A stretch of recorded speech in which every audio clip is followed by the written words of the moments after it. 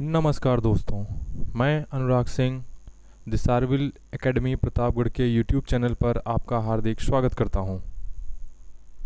दोस्तों, आज का हमारा विषय है नीति आयोग यानी national institution for transforming India. और आज हम इसे सिर्फ समझेंगे नहीं बल्कि इसको गहराई तक समझने का प्रयास करेंगे। वीडियो में हम आज क्या क्या जानेंगे। हम जानेंगे नीति आयोग क्या है, इसे क्यों बनाया गया है, 2026 में क्या बड़ा बदलाव हुआ, नई टीम में कौन कौन शामिल है और भारत पर इसका क्या प्रभाव पड़ेगा। अंत में हम जानेंगे इसका भविष्य क्या है। तो आइए शुरुआत करते हैं। नीति आयोग भारत सरकार का थिंक टैंक है। थिंक टैंक क्या होता है? मतलब यह एक ऐसा संस्थान जो सरकार को सोचने, योजना बनाने और सही दिशा देने में मदद करता है। यह खुद सड़क, अस्पताल या स्कूल नहीं बनाता, लेकिन यह तय करता है कि कहाँ बनना चाहिए, कैसे बनना चाहिए और किस तरीके से देश का तेजी से विकास हो सकता है।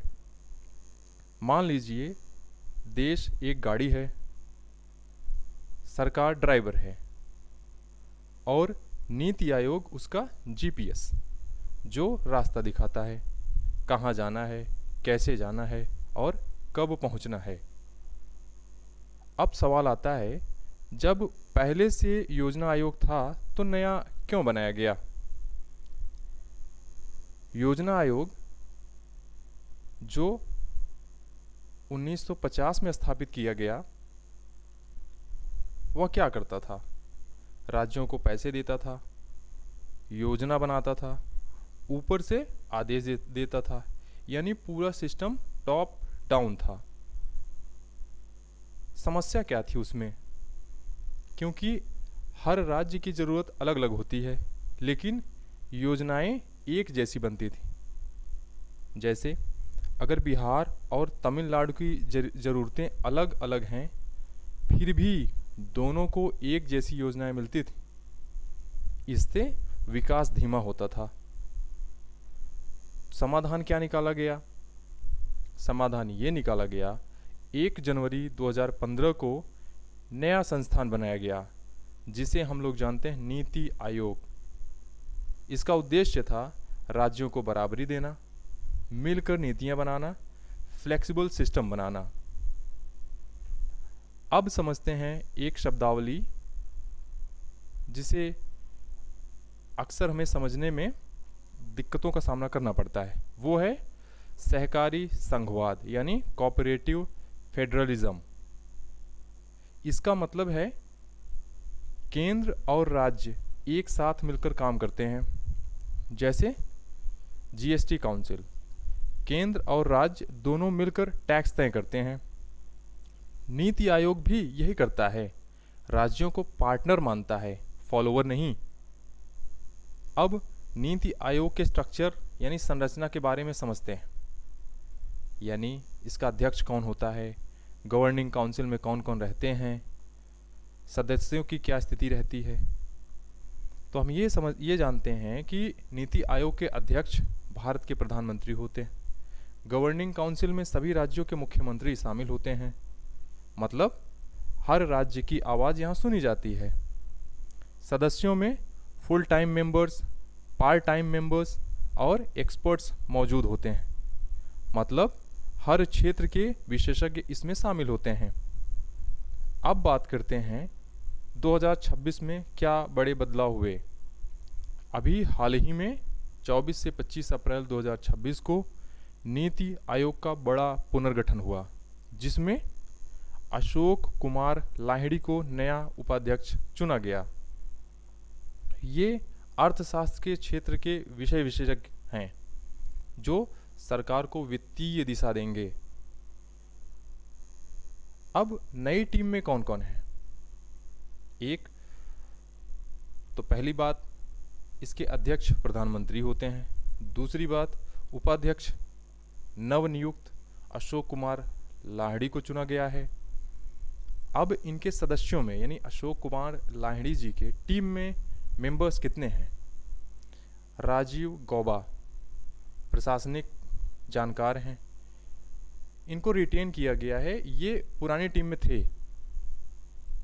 नए टीम में सिर्फ 4 लोगों को चुना गया है, जिनमें के.वी. राजू ये अर्थशास्त्री हैं, गोवर्धन दास वैज्ञानिक हैं, डॉक्टर श्रीनिवास ये स्वास्थ्य क्षेत्रों में इनका योगदान बहुत अच्छा है, अभय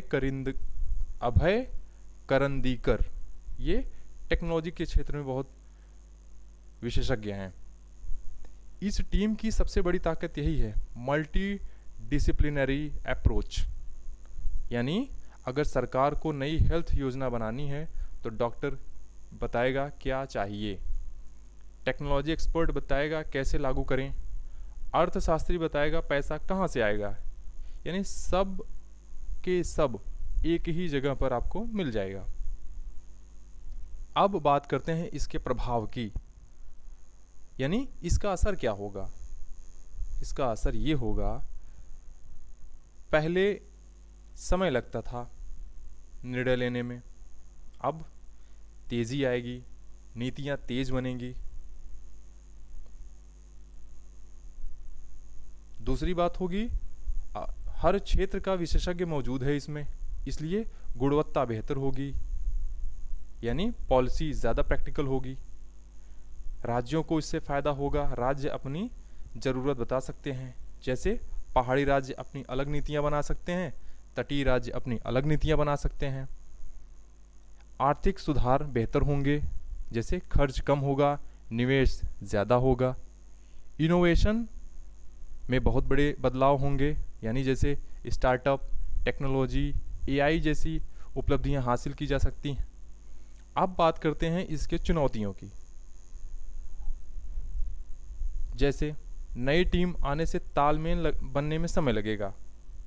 वैश्विक संकट अभी हाल देख ही रहे हैं, तमाम वैश्विक संकट कुछ तो पहले से ही मौजूद हैं, कुछ अभी नई स्टार्ट हो गई हैं। जैसे पहले से ही रूस यूक्रेन युद्ध चल रहा है, नया स्टार्ट हो गया अमेरिका, ईरान और इजराइल का युद्ध। तो ये वैश्विक संकट जो है किसी देश की आर्थिक स्थिति को अस्थिर कर देते हैं। देश में बेरोजगारी मौजूद है, निर्णय लेने में अभी कुछ समय लग जाएगा। उदाहरण के लिए अगर हम जानें तो अगर दुनिया में मंदी आती है तो भारत की ग्रोथ भी प्रभावित होगी। अब बात करते हैं इसके कार्यों की। अब समझते हैं कि नीति आयोग करता क्या है। सरकार को सुझाव देता है, यानी नीति बनाना, योजनाओं की जांच करता है, यानी मॉनिटरिंग करना, नए आइडिया देता है, यानी इनोवेशन के क्षेत्र में योगदान देना, तकनीकी सहायता देना, यानी राज्यों की मदद करना, आंकड़ों के आधार पर नीतियां बनाना, यानी डेटा एनालिसिस करना। अब बात करते हैं इसके भविष्य की। भारत को 2047 तक विकसित भारत बनने का लक्ष्य निर्धारित किया गया है, जिससे इसमें क्या होगा, अर्थव्यवस्था मजबूत होगी, स्वास्थ्य बेहतर होंगे, तकनीकी आधुनिक होगी, पर्यावरण संतुलन स्थापित करने का प्रयास किया जाएगा।